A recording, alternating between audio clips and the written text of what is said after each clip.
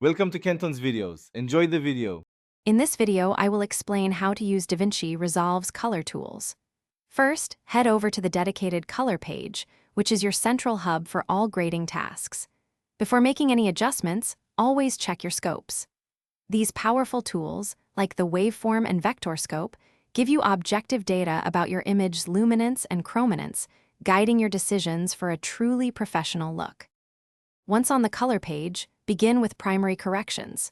Use the lift, gamma, and gain wheels to establish your black, mid-tone, and white levels, ensuring proper exposure. Next, address any color casts by adjusting the temperature and tint. Finally, fine-tune the overall look by adjusting contrast and saturation to achieve your desired visual impact. Nodes are fundamental to DaVinci Resolve's powerful grading workflow. Think of them as layers for your adjustments. Serial nodes process effects in a linear chain, one after the other, which is great for a step-by-step approach. Parallel nodes, on the other hand, allow you to combine multiple corrections simultaneously, offering immense flexibility for complex looks. For more precise control, move to secondary corrections.